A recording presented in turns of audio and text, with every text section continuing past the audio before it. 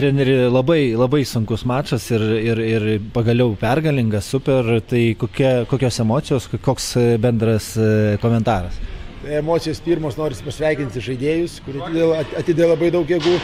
Taip pat pasveikinti visą organizaciją, tam tarp ir fanus. Ėjom link to ilgai, kad nulošti dar kartą kažkokią Latvijos komandą.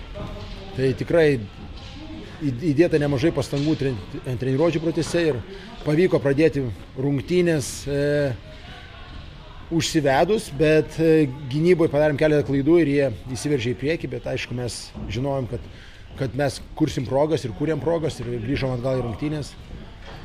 Bet iš esmės norisi dabar džiaugtis.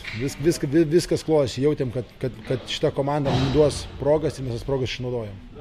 Ir būtent kalbant apie Rygos ledo ritulio mokyklos komandą, jie panašu, kad nebando daug kontroliuoti ritulio, labiau remiasi kontratakom ir kaip minėjot, klaidomis. Tai turbūt tam ruošiatės, ar ne, rungtynės?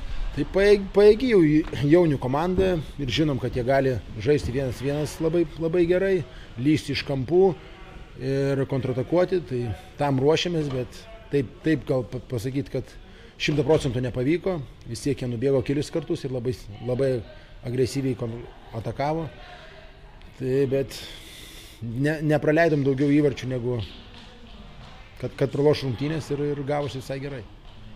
Ir dabar turbūt reikia neužmigti ant laurų, jau sekmadienį laukia kitas mačas ir vienas geriausių įvykių Lietuvos ledo ritulio, tai mačas su Energija. Turbūt ir po praeito mačo yra minčių ir noro daug revanšuotis ir jau visai kitam lygiai panksai dabar, ar ne?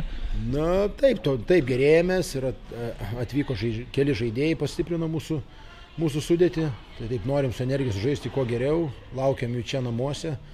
Ir tikėkime, kad ši pergalė mus motyvuos ir įkvėps jėgų, pasitikėjimo ir sutiksim sekmadienį su Energija. Ačiū, sėkmės.